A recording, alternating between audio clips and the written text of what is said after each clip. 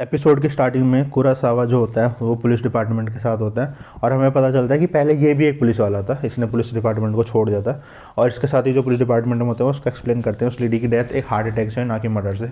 पर ये नहीं मानता, ये उस मर्डर को फ्यूरा कॉस्मेटिक के जो वर्कर्स हैं उनकी जो सुसाइड है उनको भी मर्डर डिक्लेयर करके आपस में कनेक्ट करना चाहता है। उसके दोस्त की बात वो बिलीव नहीं करते तो ये वहाँ से जाने लगता है बोल के कि इसलिए मैंने पुलिस डिपार्टमेंट को छोड़ा था क्योंकि यहाँ पे सारे गधे भरे हुए हैं।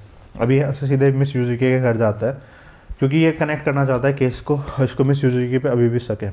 तो ये जानना चाहता है कि मिस यूजुकी को जब तोशी का जो फर्स्ट वाइफ थी उनकी मर्डर के बारे में पता चलेगा तो वो कैसे रिएक्ट करेगी। तो पहले तो ये बोलता है कि पुलिस वालों ने आपसे कोई नेगेटिव क्वेश्चन तो नहीं पूछे, ऐसे सांत्वना देता है उनको। फिर बोलता है कि चलो आपको आपकी कैट तो मिल गई। तो वो बोलते हैं जिसके लिए आप इतना तड़प रहे थे क्योंकि आपके हस्बैंड की निशानी थी। तो ये बोलते हैं कि नहीं, वो कैट मेरी मतलब मेरी वाली कैट नहीं है, भले ही वो मेरी कैट जैसी लगती हो। तो अब ये से उसकी मतलब फर्स्ट वाइफ के बारे में क्वेश्चन करता है तो सोचता है कि देखना चाहता है इसका रिएक्शन कैसा होगा। तो ये मतलब गुस्सा करती है उस पर, बोलती है कि वो लेडी मेरे को धमकाती रहती थी और अच्छा ही हुआ उसकी डेथ हो गई। और ये बात में ये भी बता देती है कि जो उसके हस्बैंड थे ना वो अपनी फर्स्ट वाइफ से ना मूव ऑन नहीं कर पाए थे। मतलब बेसिकली पता चलता है कि ये जो फर्स्ट वाइफ थी ना तोशिका, उससे बहुत चिढ़ती थी। अब ये सब बातें सुन के यहाँ से जाने लगता है। जाते वक्त जो नौकरानी होती है वो कैट इसको पकड़ा देती है। अभी भी ये केस के बारे में सोच रहा होता है। अब जाते जाते सोचता है कि इस कैट का क्या करूँ। तो इस कैट को मतलब सोचता है कि पानी में फेंक दूँ तो किसी को क्या ही पता चलेगा। लेकिन वहाँ पे ना तभी वो कॉन्ट्रैक्टर आ जाता है जिसकी जैकेट ये गलती से ले आया था और वो इसका पीछा कर रहा होता है। और इसके पास आके ना नॉर्मली बोलता है कि हम कैफ़े में मिल लेते हैं और हमारी जैकेट ना एक्सचेंज हो गई। पर ये डिटेक्टिव वाला दिमाग बोलता है कि तुम मेरा पीछा क्यों कर रहे हो, तुम कैफ़े में भी मेरे पीछे थे। ये इसको गलत तरीके से ले लेता है। ये सोचता है कि मेरे को केस की मैं एंडिंग के तरफ जा रहा हूँ और ये मेरे को रोकने की कोशिश कर रहा है।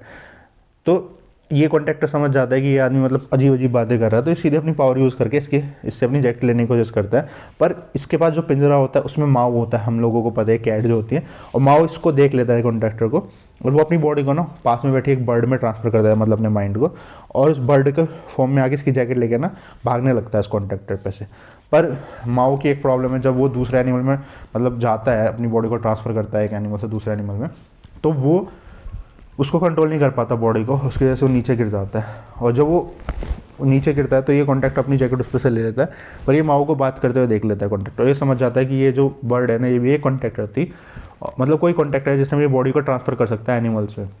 और ये सीधे पिंजरे के पास जाता है, उसके अंदर वो कैट को देखता है क्योंकि माओ नीचे गिरने से पहले फिर से अपनी बॉडी को ट्रांसफ़र कर चुका होता है कैट में, जो उसकी पुरानी बॉडी थी।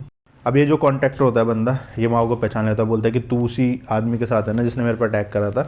और ये इसको ना पानी में डाल के मारने वाला होता है, मतलब ताकि ये इसका पीछा ना करे। पर वहाँ पे हे आ जाता है, हे और इस बंदे के बीच में फाइट होती है। माओ हे को बताता है कि इसकी आंखों में मत देखना है, तेरा कुछ नहीं कर पाएगा।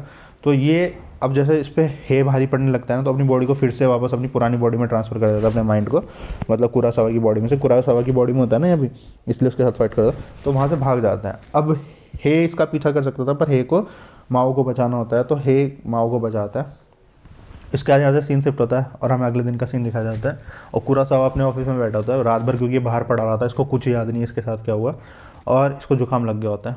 तो इसके जो असिस्टेंट होती है उसको बोलती है कि तू तो रात भर इधर उधर घूमता रहा और मतलब तूने तो कुछ पता नहीं करा, पर मैंने एक चीज़ पता करी है कि 5 महीने पहले जिस लेडी की डेथ हुई थी ना, उस टाइम पे जो ये मिस यूजुकी है जो करंट वाइफ थी ना, ये उसके घर के आसपास ना घूमती हुई दिखी थी।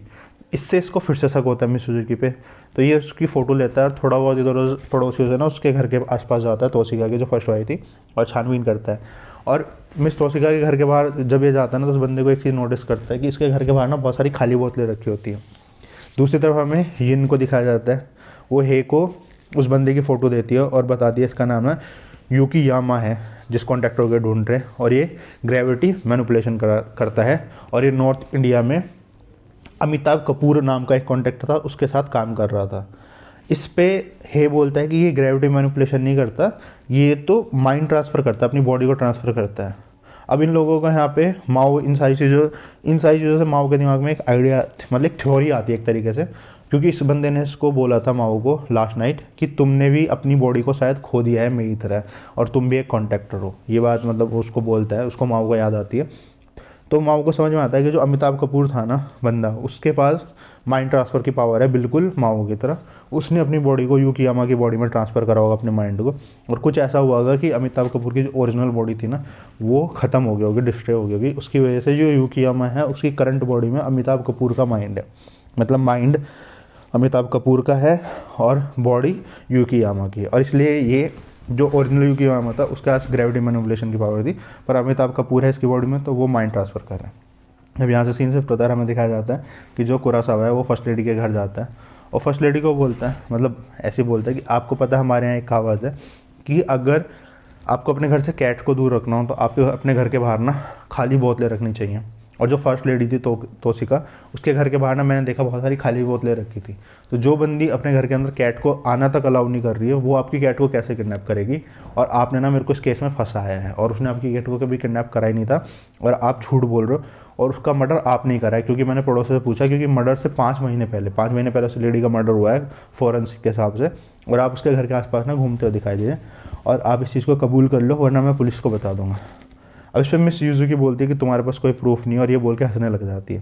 तो ये कहता है प्रूफ तो मैं निकाल ही दूंगा क्योंकि मैं एक डिटेक्टिव हूँ। तो मिस यूजुकी बताती है कि वो लेडी ना मुझे हमेशा धमकाती रहती थी, और जो मेरे हस्बैंड थे वो भी उससे पूरी तरीके से मूव ऑन नहीं कर पाए थे, वो उसने मुझसे सब कुछ छीन लिया था। और जब मेरे हस्बैंड की डेथ हुई वो उस घर में रह रही थी जो मेरे हस्बैंड की निशानी थी। तो मैं उसे देखना चाहती थी कि वो कैसे अपनी लाइफ बिता रही है, तो उस पर गुस्सा करना चाहती थी, उससे लड़ना चाहती थी, इसलिए उसके घर गई थी। पर जब उसके घर में पहुंचती है 5 महीने पहले, इसलिए उसके घर के आसपास ये घूम रही थी, तो वो वहाँ पे पहले से डेड होती है। तो पहले तो ये खुश हो जाती है उसको डेड देख के, और ये किसी को बताना भी नहीं चाहती थी कि वो मरी हुई है, पर इसको फिर लगता है कि उसको भी एक प्रॉपर फ्यूनरल मिलना चाहिए, इसलिए इसने इसको हायर करा कुरासावा को। तो कुरासावा बोलता है तो तुम डायरेक्ट पुलिस को बता सकती थी ये बात। तो बोलती है कि मुझे पुलिस के लफड़े में नहीं पड़ना था, इसलिए मैंने तुमको हायर करा और ये सब कहानियाँ बनाई। तो कुरासावा को इस पर बहुत गुस्सा आता है। कुरासावा बोलता है क्योंकि उस लेडी की डेथ हार्ट अटैक से हुई थी कि तुमने उससे उसके पति को छीन लिया, वो डिप्रेशन में चली गई और वो बूढ़ी वैसे थी और उसकी हार्ट अटैक से डेथ होगी, और तुम बहुत बुरी, और तुमने उस लेडी से ना उसका सब कुछ छीन लिया। और ये बोल के ना कुरासावा वहाँ से चला जाता है। दूसरी तरफ हमें हे को दिखाया जाता है। हे उस कॉन्ट्रैक्टर से मिलता है, जैसे तैसे करके उसको ढूंढ लेता है। इनके बीच में फाइट होती है और हे के हाथों उसकी ना डेथ हो जाती है।